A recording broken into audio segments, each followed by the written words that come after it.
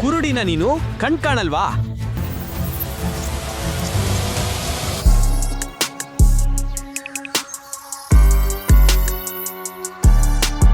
ಈ ವಿಷಯಕ್ಕೆ ನೀನು ಬರಬೇಡ. ನಿನ್ ಕೆಲ್ಸ ಎಷ್ಟಿದ್ಯೋ ಅಷ್ಟು ನೋಡ್ಕೋ. ಹೌದಾ? ಹಾಗಿದ್ರೆ ಕೇಳು, ನೀನು ತಪ್ಪು ತಿಳಿದುಕೊಂಡಿದ್ಯಾ. ದೇವ್ ಅವನ ಕಾಲರ್ ಹಿಡಿದು ಅವನನ್ನು ಆ ಹುಡುಗಿ ಕಾಲ ಕೆಳಗೆ ಹಾಕಿದ. ಇವತ್ತಿಂದ ನೀನು ಯಾವ್ದಾದ್ರೂ ಹುಡುಗಿಗೆ ಕಾಟ ಕೊಡೋದಿರ್ಲಿ, ಕಣ್ಣೆತ್ತಿ ನೋಡಿದ್ರು ನಾನು ನಿನ್ನ ಕಣ್ಣು ಕಿತ್ತು ಹಾಕ್ತೀನಿ. ದಯವಿಟ್ಟು ನನ್ನ ಕ್ಷಮಿಸ್ಬಿಡಿ. ಹೊರಗಿನಿಂದ ಶಬ್ದ ಕೇಳಿಸಿಕೊಂಡು ಮಿನಿಸ್ಟರ್ ಮತ್ತು ವಿಜಯೇಂದ್ರ ರೂಮ್ನಿಂದ ಹೊರಬಂದಾಗ ಮಿನಿಸ್ಟರ್ನ PA ಜೊತೆ ಯಾರು ಗಲಾಟೆ ಮಾಡ್ತಾರೆ? ಅಷ್ಟು ಧೈರ್ಯ ಯಾರಿಗಿದೆ? ಆದ್ರೆ ಆ ಥರ ಯಾರಿರ್ತಾರೆ? ಇಲ್ಲಿ ಒಬ್ಬ ಇದ್ದ. ಅವನನ್ನು ನೋಡಿ ವಿಜಯೇಂದ್ರ ಇಂಪ್ರೆಸ್ ಆದ್ರು. ಮತ್ತೊಂದು ಕಡೆ ಬೆಂಗಳೂರಿನಲ್ಲಿ ವಿಜಯೇಂದ್ರ ಭೂಪತಿಯವರ ಸಭೆ ಮುಗಿಸಿಕೊಂಡು ಭೂಪತಿ ಹೌಸ್ಗೆ ತಲುಪಿದರು. ಕಾರಿಂದ ಇಳಿದಾಗ ಅವರ ಡ್ರೈವರ್ ಭಯಪಡುತ್ತಾ ನಿಂತಿದ್ದ. ಏನಾಯ್ತು? ಏಕೆ ಒಂಥರ ಇದ್ಯಾ? ಎಲ್ಲ ಓಕೆನಾ? ನಂದಿತಾಳನ್ನು ಕಾಲೇಜಿನಿಂದ ಕರೆದುಕೊಂಡು ಬಂದ್ಯಾ? ಸರ್, ಇವತ್ತು ಕಾಲೇಜಿನಿಂದ ವಾಪಸ್ ಬರ್ತಾ ಇದ್ದಾಗ ಯಾರೋ ನಮ್ಮ ಮೇಲೆ ದಾಳಿ ಮಾಡಿದ್ರು. ಡ್ರೈವರ್ ಒಂದೇ ಉಸಿರಲ್ಲಿ ಎಲ್ಲ ಹೇಳಿದರು. ನನ್ನ ಮಗಳು ಹೇಗಿದ್ದಾಳೆ? ಅವ್ರಿಗೆ ಏನಾಗಿಲ್ಲ, ಆದ್ರೆ ಅವರ ರಕ್ಷಣೆಗಾಗಿ ನಮಗೆ ಬಾಡಿಗಾರ್ಡ್ ಇದ್ರೆ ಬೆಸ್ಟ್. ನಂದಿತಾ ಮಗಳೇ, ನೀನು ಚೆನ್ನಾಗಿದ್ದೀಯಾ? ಹೌದು ಅಪ್ಪ, ಏನೂ ಆಗಿಲ್ಲ, ನಾನು ಚೆನ್ನಾಗಿದ್ದೀನಿ. ಎಲ್ಲಿ ಏನಾದರೂ ಆಯ್ತಾ? ಇಲ್ಲ, ಏನೂ ಆಗಿಲ್ಲ ಅಪ್ಪ. ಅಷ್ಟೇ, ನಾಳೆಯಿಂದ ನೀನು ಕಾಲೇಜಿಗೆ ಹೋಗಬಾರ್ದು. ಇದು ನನ್ನ ಕೊನೆಯ ನಿರ್ಧಾರ. ಅಪ್ಪ, ನಾವಿದನ್ನು ಈಗಾಗಲೇ ಚರ್ಚಿಸಿದ್ದೀವಿ. ಮಹಾದೇವಿ ನಮ್ಮ ಕಾಲೇಜು, ನೀವೇ ಅಜ್ಜಿಯ ಹೆಸರಲ್ಲಿ ಕಟ್ಟಿಸಿದ್ದೀರಿ. ಮತ್ತು ಮಮ್ಮಿ ಈ ಕಾಲೇಜಿನ ಪ್ರಿನ್ಸಿಪಲ್ ಆಗಿದ್ರು. ನಿನ್ನ ಅಮ್ಮ ಹೋದ ಮೇಲೆ ಈ ಕಾಲೇಜ್ ರೌಡಿಗಳ ಅಡ್ಡವಾಗಿ ಮಾರ್ಪಟ್ಟಿದೆ. ಹಾಗಿದ್ರೆ ನೀವೇನಾದ್ರೂ ಮಾಡಿ, ಲೀಗಲ್ ಆಕ್ಷನ್ ತೆಗೆದುಕೊಳ್ಳಿ. ನಾನು ನಿರ್ಧಾರ ಮಾಡಿದ್ದು ಆಯ್ತು. ನಾಳೆಯಿಂದ ನೀನು ಮಹಾದೇವಿ ಕಾಲೇಜಿಗೆ ಹೋಗೋದಿಲ್ಲ, ಅಷ್ಟೇ. ನೀವು ಹಠ ಹಿಡಿದ್ರೆ ನಾನು ನಿಮ್ಮ ಮಗಳು. ನಾನು ಹಠ ಮಾಡ್ತೀನಿ. ನಾನು ಓದೋದು ಮಹಾದೇವಿ ಕಾಲೇಜಲ್ಲಿ ಮಾತ್ರ.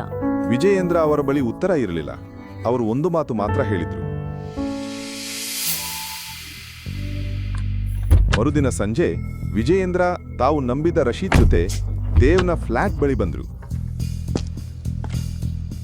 ಸ್ಯಾರ್, ಅವನ ಹತ್ತಿರ ಹೋಗೋದು ಏಕೆ? ಅವನ ಹಳೆಯ ಬಾಸ್ ಅಂದಿದ್ದರು, ಅವನು ಟ್ರಬಲ್ ಅಂತೆ. ರಶೀದ್, ನೀನೇ ನಿನಗೆ ಉತ್ತರ ಕೊಟ್ಟೆ. ಈಗ ದೇವ್ ನಮ್ಮ ಕೊನೆಯ ನಿರೀಕ್ಷೆ. ಸ್ವಲ್ಪ ಹೊತ್ತಿಗೆ ಅವರು ದೇವ್ನ ಫ್ಲಾಟ್ ಎದುರು ಇದ್ದರು. ಹೇಳಿ, ವಿಷಯವೇನು? ನೀನು ನಮಗಾಗಿ ಒಂದು ಕೆಲಸ ಮಾಡಬೇಕಿದೆ. ನಾನ್ ಮಾಡಲ್ಲ, ಆಗಲ್ಲ. ನೀನು ನಿನ್ನ ಏನ್ ಅನ್ಕೊಂಡಿದ್ಯಾ? ಯಾರ ಜೊತೆ ಮಾತಾಡ್ತಿದ್ಯಾ ಗೊತ್ತಾ? ನೀನು ಪ್ರಧಾನಿ ಮಂತ್ರಿನ? ನನಗೆ ಹೇಗೆ ಗೊತ್ತಿರುತ್ತೆ? ನಿಮ್ಮಂಥವ್ರನ್ನ ನಾನು ನೋಡಿದ್ದೀನಿ, ಅರ್ಥ ಮಾಡ್ಕೊಳ್ಳಿ. ದೇವ್, ದಯವಿಟ್ಟು ನಮ್ಮೊಂದು ಕೆಲಸ ಮಾಡ್ತೀಯಾ? ಇದು ಮಾತು ಅಂದ್ರೆ ಈ ರೀತಿ ಕೇಳಿದ್ರೆ ಮಾಡ್ತೀನಿ. ಇಲ್ಲ ನನ್ನ ಹಳೆಯ ಬಾಸ್ ಥರ ಅಂದ್ರೆ ನಾನು ಯಾವಾಗ ರಿಸೈನ್ ಮಾಡ್ತೀನೋ ನನಗೆ ಗೊತ್ತಿಲ್ಲ. ಒಳ್ಳೇದು, ಒಳಗೆ ಬನ್ನಿ, ಕುಳಿತುಕೊಳ್ಳಿ. ಹೇಳಿ.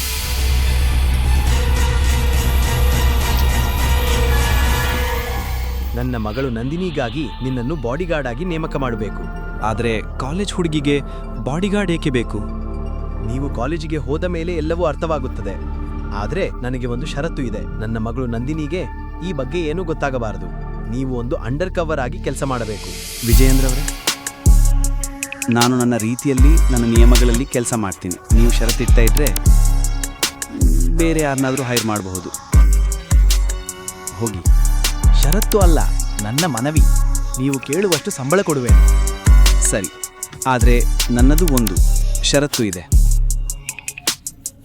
ನನ್ನ ಕೆಲಸದಲ್ಲಿ ತಲೆ ಹಾಕಬಾರದು ಮತ್ತು ನನಗೆ ತಿಂಗಳಿಗೆ 10 ಲಕ್ಷ ಬೇಕು. ಸರ್, ಇವನಿಗೆ ತಲೆ ಕೆಟ್ಟಿದೆ. ಬನ್ನಿ ಹೋಗೋಣ. ರಶೀದ್ ಕೋಪಗೊಂಡ, ಆದರೆ ವಿಜಯೇಂದ್ರ ಅವನನ್ನು ನಿಲ್ಲಿಸಿದ. ಒಪ್ಪಿದೆ. ನಾಳೆ ಬೆಳಿಗ್ಗೆ 9 ಗಂಟೆಗೆ ನನ್ನ ಸೆಕ್ರೆಟರಿ ರಾಧಿಕಾಳನ್ನು ಆಫೀಸ್ನಲ್ಲಿ ಭೇಟಿ ಮಾಡಿ. ಡಾಕ್ಯುಮೆಂಟ್ ಸಿದ್ಧವಾಗಿರುತ್ತೆ. ಎಂಥ ಡೀಲ್ ವಿಜೇಂದ್ರ ಭೂಪತಿ, ಅಭಿನಂದನೆಗಳು. ದೇವ್ ತಕ್ಷಣವೇ ತನ್ನ ರಿಸರ್ಚ್ ಪ್ರಾರಂಭಿಸಿದ. ಯಾವುದೋ ಟೆರೆಸ್ ಮೇಲೆ ಕೆಲವು ಹುಡುಗರು ಒಂದು ಹುಡುಗಿಯನ್ನು ಸುತ್ತುವರೆದಿದ್ದರು. ಯಾಕೆ? ನೀನು ಏಕೆ ಸಾಯ್ತೀಯಾ?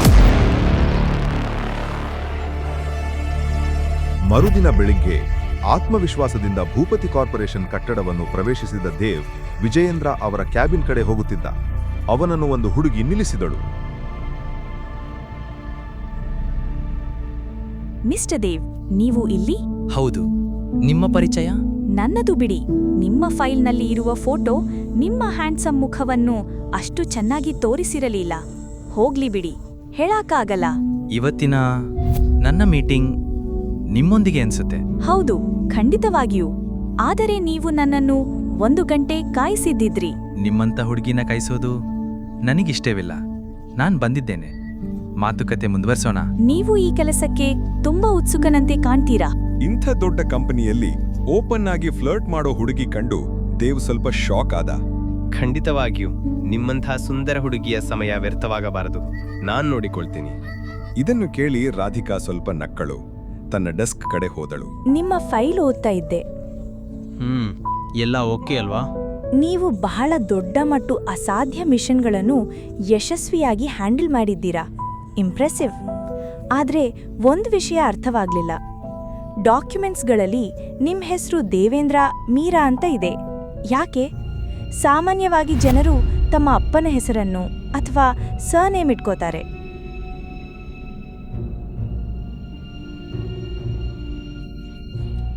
ನಿಜ ಹೇಳಬೇಕಂದ್ರೆ ಡ್ಯೂ ಬಗ್ಗೆ ಎಲ್ಲವೂ ಸ್ಪೆಷಲ್.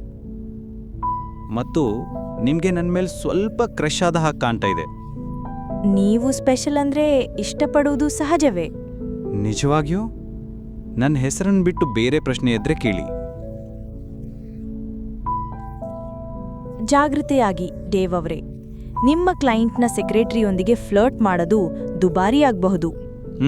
ನೀವು ನನ್ನ ಫೈಲ್ ನೋಡಿದ್ರಲ್ಲ, ಡೇವ್ಗೆ ಈಸಿ ಕೆಲಸ ಇಷ್ಟವಿಲ್ಲ ಅಂತ. ನಾನು ನಿಮ್ಮ ಫೈಲ್ ನೋಡಿದ್ದೆ. ಈಗ ನೀವು ಈ ವರ್ಕ್ ಫೈಲ್ ನೋಡಿ ಅಂತ ಹೇಳಿ ರಾಧಿಕಾ ನಗುತ್ತಾ ಒಂದು ಫೈಲ್ ದೇವ್ ಮುಂದಿಟ್ಟಳು. ಇದರಲ್ಲಿ ಎಲ್ಲ ಡೀಟೇಲ್ಸ್ ಇವೆ. ನಂದಿತಾ ಫೋಟೋ ಮತ್ತು ನಿಮ್ಮ ಅಡ್ಮಿಷನ್ ಲೆಟರ್ ಕೂಡ. ಚೆನ್ನಾಗಿ ಓದಿ.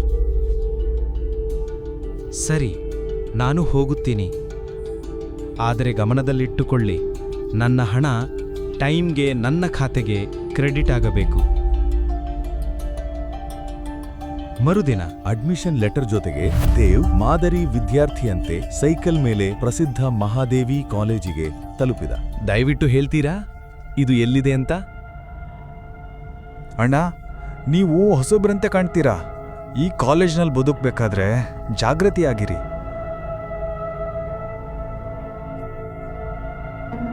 ಆದ್ರೆ ಕೇಳಿ, ನನ್ನ ಮಾತು ಕೇಳಿ, ಇಲ್ಲಿಂದ ಹೊರಟೋಗಿ. ಈ ಕಾಲೇಜು ನಿಮ್ಮಂಥ ಬಡವರಿಗಲ್ಲ.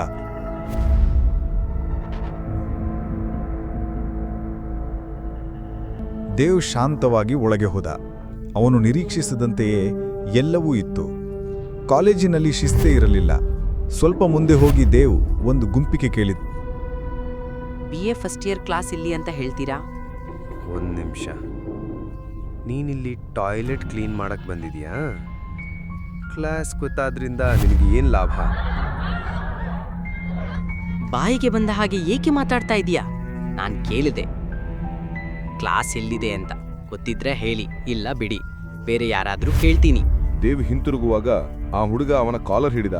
ಓಯ್ ಕೇಳು, ನಿನ್ನಂತ ಬಡವನಿಗೆ ಅಡ್ಮಿಷನ್ ಕೊಟ್ಟಿದ್ಯಾರು? ಓಯ್ ಬಿಡು ಬಿಡು ಬಿಡು.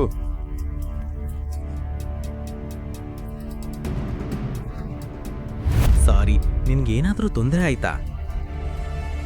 ನನ್ನ ಟೀ ಶರ್ಟ್ ಹಾಳಾಗೋಗ್ತಾ ಇತ್ತು. ನೀವು ಎಲ್ಲರೂ ಶ್ರೀಮಂತರ ಮಕ್ಕಳು, ಆದ್ರೆ ನಾನು ನನ್ನ ಕೆಲಸ ನಾನೇ ಮಾಡ್ಕೋಬೇಕು. ಬಟ್ಟೆ ತೊಳೆಯೋದು, ಇಸ್ತ್ರಿ ಮಾಡೋದು ನಾನು ಮಿಸ್ ಆಗಿ ಟಚ್ ಮಾಡಿದೆ. ನನ್ನ ತಪ್ಪಾಯ್ತಾ? ಸಾರಿ. ನಿನಗ್ ಗೊತ್ತಿಲ್ಲ ಅನ್ಸುತ್ತೆ ನನ್ನಪ್ಪ ಯಾರು ಅಂತ. ಅದು ಸರಿ, ನನಗೆ ನಿನ್ನಪ್ಪ ಯಾರು ಅಂತ ಗೊತ್ತಿಲ್ಲ. ಆದರೆ ಇಷ್ಟು ಮಾತ್ರ ಗೊತ್ತಿದೆ, ನಿನ್ನಂಥವನಿಗೆ ಜನ್ಮ ಕೊಟ್ಟೆ ಅಂತ ನಿಮ್ಮಪ್ಪ ಪಶ್ಚಾತ್ತಾಪ ಪಡ್ತಾ ಇರ್ತಾರೆ.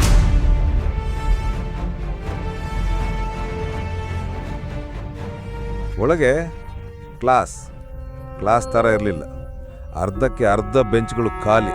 ಮಿಕ್ಕಿದ ವಿದ್ಯಾರ್ಥಿಗಳು ಗಾರ್ಡನ್ನಲ್ಲಿರೋ ಥರ ಕೂತಿದ್ರು. ಶುಭೋದಯ ಮಕ್ಕಳೇ. ಪ್ರಿನ್ಸಿಪಲ್ ಶಾಲಿವಾಹನ ಮಾತಾಡುತ್ತಿದ್ದಂತೆ ಎಲ್ಲರೂ ಆಶ್ಚರ್ಯಪಟ್ಟರು, ಏಕೆಂದರೆ ಅವರು ಶುದ್ಧ ಕನ್ನಡ ಭಾಷೆಯಲ್ಲಿ ಮಾತನಾಡುತ್ತಿದ್ದರು. ನೀವು ಯೋಚನೆ ಮಾಡುತ್ತಿದ್ದೀರಾ, ನಾನು ಇಲ್ಲಿ ಯಾಕೆ ಬಂದೆ ಅಂತ? ನಾನು ನಿಮಗೆ ಒಬ್ಬ ವಿಶೇಷ ವಿದ್ಯಾರ್ಥಿಯನ್ನು ಪರಿಚಯಿಸಬೇಕು. ನಮ್ಮ ಹೊಸ ವಿದ್ಯಾರ್ಥಿ ದೇವ್.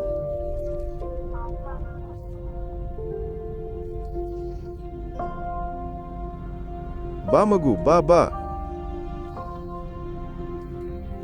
ನೀನು ಎಲ್ಲಿ ಕುಳಿತುಕೊಳ್ಳುತ್ತೀಯಾ? ಎಲ್ಲಿ?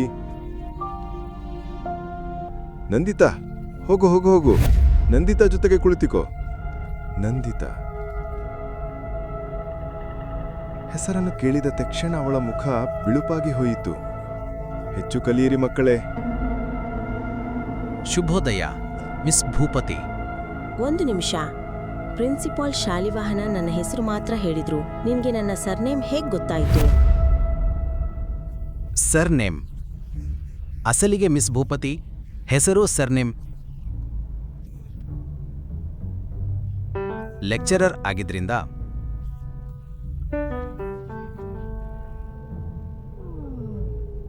ನನ್ನನ್ನು ಕ್ಷಮಿಸಿ.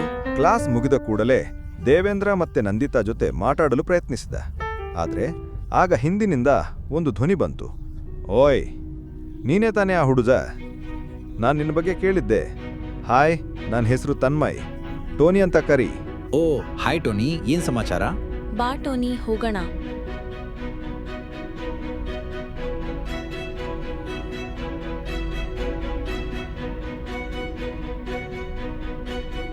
ಹಾಯ್, ನಮಸ್ಕಾರ.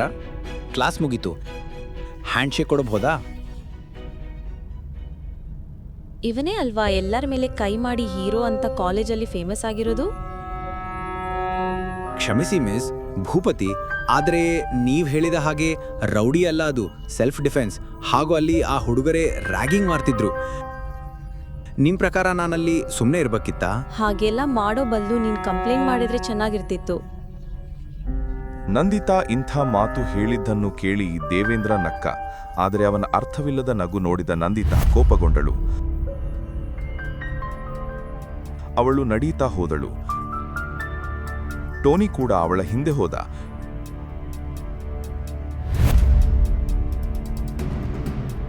ಕ್ಯಾಂಟೀನ್ನಲ್ಲಿ ಟೋನಿ ಮತ್ತು ನಂದಿತಾ ಒಂದು ಟೇಬಲ್ ಬಳಿ ಕುಳಿತಿದ್ದರು. ಟೋನಿ ಮಗ,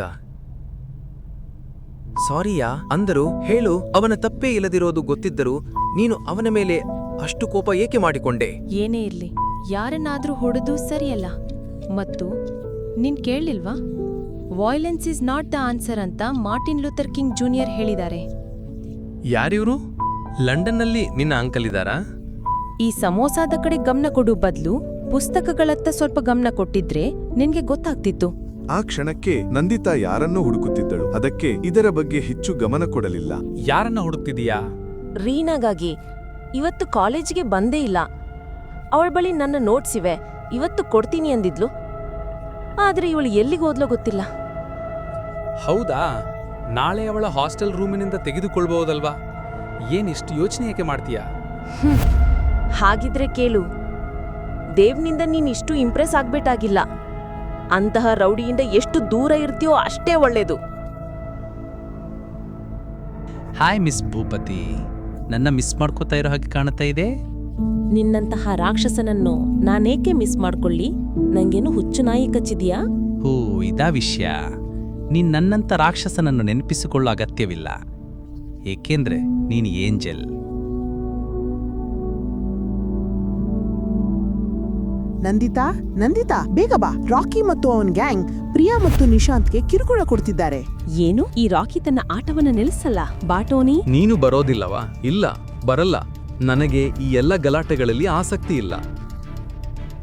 ಅವನು ಸಾಹಸ ಮಾಡೋ ಹೀರೋ ಆಗ್ತಾನೆ, ಸಹಾಯ ಮಾಡೋನಲ್ಲ.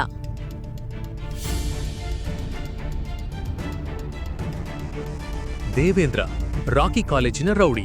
ಅವನು ಏನ್ ಬೇಕಾದ್ರೂ ಮಾಡ್ತಾನೆ. ಅವನಪ್ಪನ್ ರೇಂಜ್ಗೆ ಯಾರು ಏನು ಮಾಡಕ್ಕೆ ಸಾಧ್ಯವಿಲ್ಲ. ಆ ಹುಡುಗಿಯ ಚೀರಾಟ ಎಲ್ಲರನ್ನೂ ಬೆರಗುಗೊಳಿಸಿತು. ಆದರೆ ದೇವ್ ಹೆಚ್ಚು ಶಾಕ್ ಆದ. ಕ್ಷಣ ಬೇಡದೆ ಅವನು ಚೀರಾಟ ಬಂದ ದಿಕ್ಕಿಗೆ ಓಡಿದ. ಹೇ ರಾಕಿ, ನಿನಗೆ ಎಷ್ಟು ಧೈರ್ಯ? ಎಲ್ಲರನ್ನೂ ಹಾಗೆ ತಳ್ಳಬಾರದು. ರಾಕಿ ಮತ್ತು ಅವನ ಸ್ನೇಹಿತರು ನಿಶಾಂತ್ ಮತ್ತು ಪ್ರಿಯಾ ಅವರನ್ನು ಸುತ್ತುವರೆದು ನಿಂತಿದ್ದರು. ನಂದಿತಾ ಪ್ರಿಯಾಳನ್ನು ಹಿಡಿದಿದ್ದಳು. ನೀನು ಮಧ್ಯ ಬರೋದು ಬೇಡ, ಪಕ್ಕದಲ್ಲೇ ನಿಲ್ಲು. ನನ್ನ ಸ್ನೇಹಿತರು ಇವರಿಬ್ಬರ ನಡುವೆ ಏನ್ ನಡೀತಿದೆ ಅಂತ ಬೆಟ್ ಹಾಕಿದ್ರು.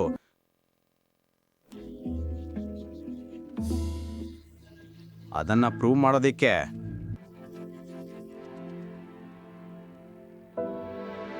ರಾಕಿ ನಿಶಾಂತ್ನ ಮುಖವನ್ನ ಪ್ರಿಯಾ ಕಡೆ ತರುವ ಮುನ್ನ, ನಿನ್ನ ಈ ಕಿರುಕುಳದ ಆಟದ ಕಾರಣ ನಿನ್ನನ್ನು ಕಾಲೇಜ್ನಿಂದ ರೆಸ್ಟ್ರಿಕ್ಟ್ ಮಾಡಬಹುದು.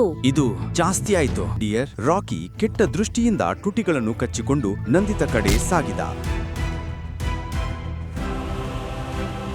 ದೇವೇಂದ್ರ ಏನಾದ್ರೂ ಹೇಳು ಮೊದಲು ರಾಕಿ ಸ್ನೇಹಿತರು ಅವನ ಮೇಲೆ ದಾಳಿ ಮಾಡಿದ್ರು. ಆದರೆ ಪ್ರತಿಯೊಬ್ಬ ವಿದ್ಯಾರ್ಥಿಯ ಕಣ್ಣಿಗೆ ಬಿದ್ದಿದ್ದು ದೇವ್ ಅವರನ್ನೆಲ್ಲ ಒಬ್ಬನೇ ಹೊಡೆದನು.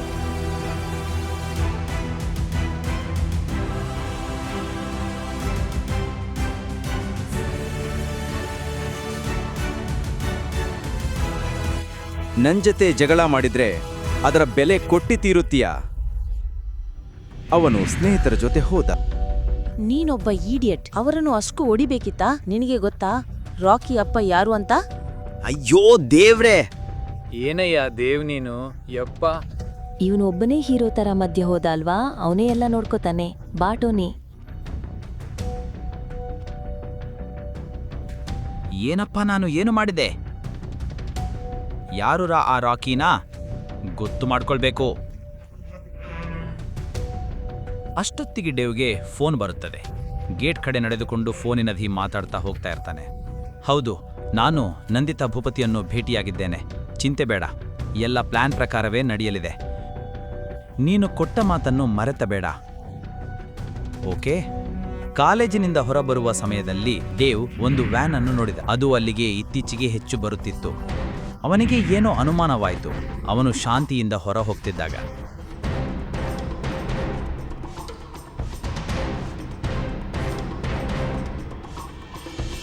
ಸ್ವಲ್ಪ ಹೊತ್ತಿಗೆ ದೇವೇಂದ್ರನನ್ನ ಯಾರೋ ರೂಮ್ಗೆ ಕರೆದುಕೊಂಡು ಹೋದರು. ಅವನ ಮಾತುಗಳನ್ನು ಯಾರೂ ಗಮನಿಸಿರಲಿಲ್ಲ.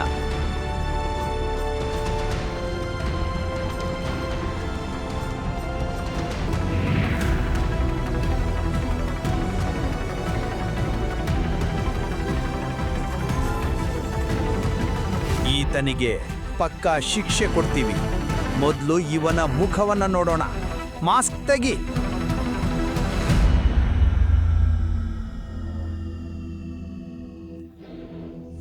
ದೇವೇಂದ್ರನನ್ನ ನೋಡಿ ಆ ವ್ಯಕ್ತಿಗೂ ಶಾಕ್ ಆಯಿತು. ಮರುಕ್ಷಣದಲ್ಲಿ ಆತನು ಮಂಡಿಯೂರಿ ಕೂತ. ದೇವೇಂದ್ರಣ್ಣ, ಕ್ಷಮಿಸಿ, ನನ್ನ ಕಡೆಯವರು ತಪ್ಪು ಮಾಡಿದ್ದಾರ. ಅವನ ಕೈ ಬಿಡಿ, ಬಿಡಿ. ದೇವೇಂದ್ರಣ್ಣ, ನನ್ನ ಮಗನಿಂದ ಏನಾದರೂ ತಪ್ಪಾಗಿರಬಹುದು. ನೀವು ಮಾಡಿದ್ದು ಸರಿ. ಅವನೊಬ್ಬ ವೇಸ್ಟ್ ಬಾಡಿ. ಅವನನ್ನು ಕ್ಷಮಿಸಿ. ಹಾಗಾದ್ರೆ ನಿಮ್ಮ ಮಗನಿಗೆ ಸರಿಯಾಗಿ ಅರ್ಥ ಮಾಡಿಸಿ. ಇಲ್ಲವಾದ್ರೆ ನನಗೆ ಗೊತ್ತು, ನಾನೇನಾದ್ರೂ ಗಂಭೀರವಾಗಿ ತಗೊಂಡ್ರೆ ನೀವು ಮತ್ತು ನಿಮ್ಮ ಮಗ ತಲೆ ಇಟ್ಕೊಂಡು ನಡೆಯಕ್ಕೂ ಆಗಲ್ಲ. ಹೌದು, ಇನ್ನು ಹೋಗ್ಬೋದಾ ನಾನು? ಓಹ್, ದಯವಿಟ್ಟು ಕೋಟ್ ತಗೊಳ್ಳಿ. ಹಾಗಿದ್ರೆ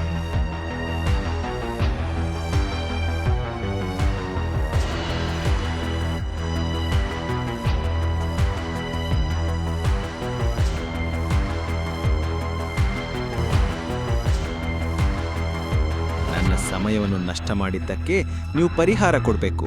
ಮತ್ತು ನೀವು ಅತಿಥಿಗೆ ಇಷ್ಟೊಂದು ಆತಿಥ್ಯ ತೋರಿಸಿದ್ದೀರಿ. ಖಾಲಿ ಕೈಲಿ ಕಳಿಸೋದು ಒಳ್ಳೆಯದು ಅಲ್ಲ ಅಲ್ವಾ? ಎಲ್ಲಿ ಕಾರ್ಕಿ ಕೊಡಿ ಬೇಗ. ಹೌದು ಹೌದು, ಚೆನ್ನಾಗಿದೆ, ಕೊಡಿ ಬೇಗ. BA ಕೈ ನಡುಗುತ್ತಿತ್ತು. ಕಾರಿನ ಕೀಗಳನ್ನು ದೇವಗೆ ಕೊಟ್ಟನು. ಸರಿ, ಹಾಗಿದ್ರೆ ಟೇಕ್ ಕೇರ್. ಬಾಯ್ ಬಾಯ್. ಸರ್, ಅವನು ಯಾರು? ನೀವ್ಯಾಕೆ ಕ್ಷಮೆ ಕೇಳ್ತಿದ್ದೀರಿ? ಅವನ ಬಗ್ಗೆ ನಿಮ್ಗೆ ಗೊತ್ತಾಗಿಲ್ಲ ಅಂದ್ರೇನೆ ಒಳ್ಳೇದು. ಏನೇ ಆಗ್ಲಿ ಅವನಿಗೆ ಶತ್ರು ಆಗೋದ್ರಿಂದ ಮಾತ್ರ ತಪ್ಪಿಸ್ಕೊಳ್ಳಿ. ದೇವೇಂದ್ರ ತನ್ನ ಶತ್ರುಗಳನ್ನು ಸುಮ್ಮನೆ ಬಿಡಲ್ಲ. ಅವರು ಬದುಕಿರುವಾಗ್ಲೇ ಸಾವು ಬರಬಾರ್ದು ಅಂತ ಯೋಚನೆ ಮಾಡ್ತಾ ಇರ್ತಾರೆ. ಮರುದಿನ ನಂದಿತಾ ಕಾಲೇಜಿಗೆ ಬಂದ ಕೂಡಲೇ ಆಕೆ ಮೊದಲಿಗೆ ಅಡ್ಮಿನ್ ಕಚೇರಿಗೆ ಹೋಗಿ ರೀನಾ ಬಗ್ಗೆ ವಿಚಾರಿಸಿದಳು. ಆದರೆ ರೀನಾಳ ಬಗ್ಗೆ ಏನೂ ತಿಳಿಲಿಲ್ಲ. ಇವಳು ಎಲ್ಲಿ ಹೋದ್ಲೋ ಗೊತ್ತಾಗ್ಲಿಲ್ಲ. ದೇವೇಂದ್ರ ಕ್ಲಾಸ್ ರೂಮ್ ಕಡೆ ನಡೆದು ಬರುತ್ತಿದ್ದ. ನಿನ್ನೆ ಏನಾಯಿತು ಎಂಬ ಕಾರಣಕ್ಕೆ ಬಹುತೇಕ ವಿದ್ಯಾರ್ಥಿಗಳು ಅವನನ್ನು ಗುರುತಿಸಿದರು. ಆದರೆ ಹುಡುಗರು ಅವನ ಬಳಿಗೆ ಹೋಗಲು ಭಯಪಡುತ್ತಿದ್ದರು. ಹುಡುಗಿಯರು ಅವನ ಹೀರೋಗಿರಿ ನೋಡಿ ಇಂಪ್ರೆಸ್ ಆಗಿದ್ದರು. ನಂದಿತಾ ತನ್ನ ಕ್ಲಾಸ್ಮೇಟ್ ಟೋನಿಯ ಮುಂದೆ ಕುಳಿತುಕೊಂಡು ತನ್ನ ಫೋನ್ನಲ್ಲಿ ಆ ಹುಡುಗಿಯ ವಿಡಿಯೋ ನೋಡುತ್ತಿದ್ದಳು. ನೋಡು, ಈ ಕಾಲದ ಲವ್ ಸ್ಟೋರಿ. ಲವ್ ಹುಟ್ಟುತ್ತೆ, ಲವ್ ಸಾಯುತ್ತೆ. ಈ ಇಬ್ಬರು ರಾಕಿ ಮತ್ತು ಅವನು ಒಂದೇ ತರ. ಒಂದು ಮುಘಲ್ ಸಾಮ್ರಾಜ್ಯ, ಇನ್ನೊಂದು ಈಸ್ಟ್ ಇಂಡಿಯಾ ಕಂಪನಿ. ಹೇಗಿದ್ದೀರಿ ನೀವಿಬ್ರು? ನನ್ನ ಬಗ್ಗೆ ಮಾತಾಡ್ತೀರಾ ಅಂದ್ರೆ? ನನಗೆ ಈ ಕನ್ವರ್ಸೇಷನಲ್ಲಿ ಸೇರೋ ಹಕ್ಕಿದೆ ತಾನೆ. ಹೋಗ್ಲಿ, ಮಾತನಾಡೋಣ. ಮೊದಲು ದಿನ ನೀನು ನನ್ನ ಪಕ್ಕದಲ್ಲಿ ಕೂತೆ ಅಂತ ಪ್ರತಿದಿನ ನನ್ನ ಪಕ್ಕ ಕೂರ್ಬಹುದು ಅಂದುಕೊಳ್ಳಲಬೇಡ. ಆದ್ರೆ ರಾಜ್ಕುಮಾರಿ, ನಾನು ನಿನ್ನ ಅನುಮತಿ ಕೇಳಬೇಕು ಅಂತ ನನಗೆ ಗೊತ್ತಿರಲಿಲ್ಲ. ಇದು ಕಾಲೇಜಿನ ಬೆಂಚ್, ನಿನ್ನ ಮನೆ ಸೋಫಾ ಅಲ್ಲ ತಾನೆ.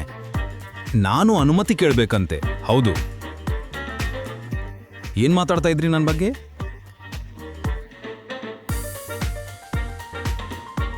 ಓ, ಅರ್ಥ ಆಯ್ತು. ಟೂನಿ ಸಹಾಯದಿಂದ ನನ್ನ ಫ್ರೆಂಡ್ ಆಡಕ್ ಟ್ರೈ ಮಾಡ್ತಾ ಇದೀಯಾ? ಥ್ಯಾಂಕ್ಸ್ ಹೇಳಿದ್ರೆ ಸಾಕು. Thank you. ಏನ್ ಹೇಳಿದ್ದೀನಿ ನೀ? ಯಾವುದಕ್ಕೆ ಅಂತ ಹೇಳಿ? ಓಹ್ ಹೌದು, ನಿನ್ನೆ ಹೀರೋ ಆಗಿ ನನ್ನನ್ನು ರಕ್ಷಿಸಿದಕ್ಕೆ. ಹೌದು ಹೌದು, ನಿಜ. ಆದ್ರೆ ನಾನು ನಿನ್ನನ್ನು ಕದ್ದಿರಿಲ್ಲ ಅಲ್ವಾ? ಕೂಲ್.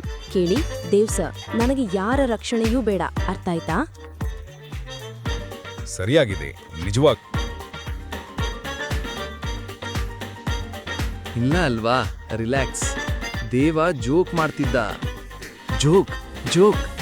ಆದ್ರೆ ದೇವ, ನಿನ್ನೆ ರಾಕಿ ಜೊತೆ ಆ ರೀತಿ ಆದ್ಮೇಲೂ ನೀನು ಕಾಲೇಜಿಗೆ ಬಂದಿರೋದು ಸೇಫ್ ಅಲ್ಲ. ಹೌದು, ಸರಿಯಾಗಿ ಹೇಳಿದೆ. ಟೋನಿ ಮಾತು ಮುಗಿಸಿದ ಮೇಲೆ ಶಾಂತಿ ಆವರಿಸಿತು. ಎಲ್ಲರೂ ಬಾಗಿಲ ಕಡೆ ನೋಡಿದ್ರು. ಅಲ್ಲ, ರಾಕಿ ನಿಂತಿದ್ದ. ಅವನ ಮುಖದಲ್ಲಿ ನಿನ್ನೆ ಹೊಡೆದ ನಿಶಾನಿಗಳಿತ್ತು. ಕಣ್ಣುಗಳಲ್ಲಿ ಕೋಪ. ನೇರವಾಗಿ ದೇವ್ ಬಳಿ ಬಂದು ನಿಂತ. ನಿನ್ನೆ ಆಗಿದ್ದಕ್ಕೆ ಕ್ಷಮಿಸಿ. ಅಂತ ತಪ್ಪು ಮತ್ತೆ ಆಗೋಲ್ಲ. ಓಹ್, ಸರಿ. ಹಾಗಿದ್ರೆ ನಿನ್ನ ತಪ್ಪು ನಿನಗೆ ಗೊತ್ತಾಯ್ತು. ಆದ್ರೆ ನೀನು ಗೊತ್ತಿರ್ಲಿ, ನಾನು ಇಂದು ತುಂಬಾ ಒಳ್ಳೆ ಮೂಡ್ನಲ್ಲಿದ್ದೀನಿ. ನಾನು ನಿನ್ನ ಕ್ಷಮಿಸ್ತೀನಿ. ಆದರೆ ಮುಂದಿನ ಸಲ ಎಚ್ಚರ. ಈ ಬಾರಿ ನೀನು ಕಾಲ್ನಡಿಗೆಯೇ ಬಂದು ಕ್ಷಮೆ ಕೇಳಿದೆ. ಮುಂದಿನ ಸಲ ನೀನು ಮಾತನಾಡೋಕೆ ಸಹ ಆಗಲ್ಲ. ಅರ್ಥ ಆಯ್ತಾ? ಹೋಗು.